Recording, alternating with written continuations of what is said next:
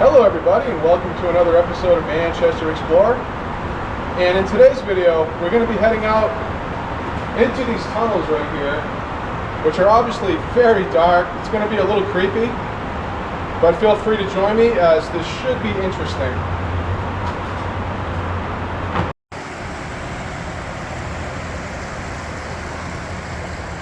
And there's two tunnels here. I'm going to start with this one, as I'm not going to go too far into this one, as it does have a lot of sediment, so the ceiling gets rather low quickly. But before heading into here, I just want to mention that in my previous video I stated that these were sewer tunnels. However, after reading a few comments, I stand corrected, as these tunnels were actually outflow tunnels utilized by the mills. They were part of a hydraulic system that collected water from the canals, which are pictured here. And the water was then routed via numerous underground tunnels beneath the mills, spinning turbines that powered all of the manufacturing equipment via belts and pulleys, or what we call a pulley line shaft system. The water that was used to spin the turbines would then be emptied out into these tunnels into the Merrimack River. So let's head into this first tunnel. I came in here yesterday. I went in as far as I could see, as I did not have a flashlight. But I noticed that this one had a lot of sediment, so we couldn't go in too far. But there's a very creepy homeless camp here.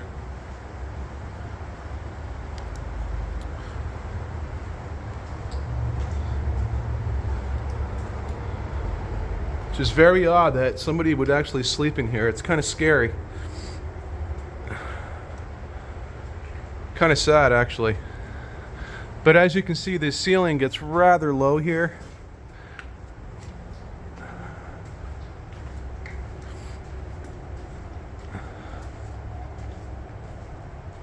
There's a slight chance we might see rats. Maybe bats. Or maybe even a cannibal humanoid underground dweller, aka a c.h.u.d. And for all you that don't know what a c.h.u.d is, it was a monster from a cheesy 1980s movie.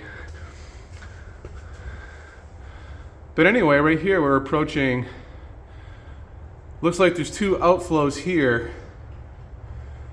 But it's also amazing that this was all constructed during the 1800s, as this must have been quite a laborious task. It's very impressive, as they would have had to dig out all this ground and then build this tunnel and then fill it in.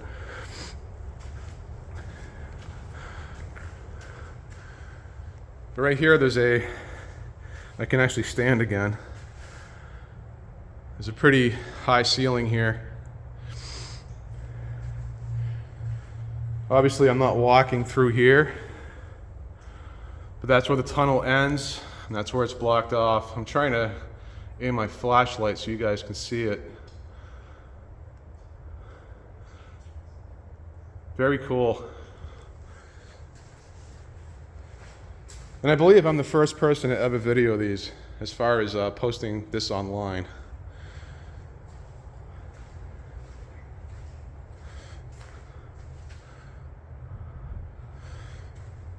There's actually an opening in the ceiling there that I want to check out as well. Yeah, that one's blocked off as well.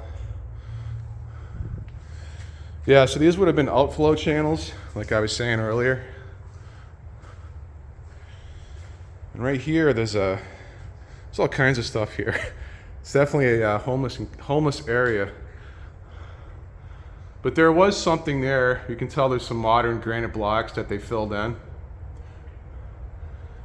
And everywhere you go, there's graffiti. Even, 100 feet, a couple hundred feet beneath the city. And on this side, there's actually a pipe leading down.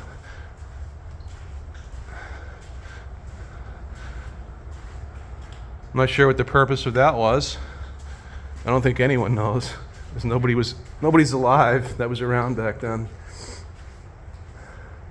that at one time, before this, all this sand started to accumulate in here, the floor would have looked exactly like the ceiling,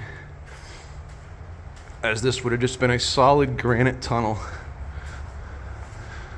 And it's kind of crazy to think that above me is a mill with a lot of weight.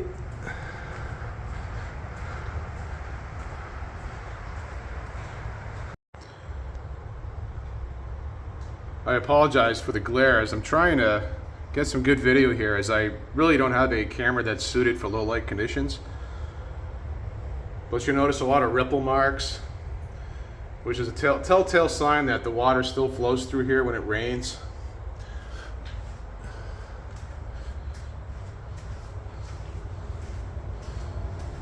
As you can see right here, obviously there's a lot of channels.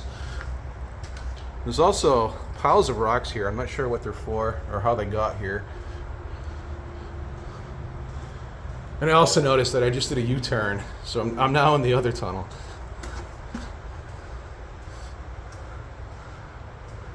There we go. I can get rid of that glare a little bit.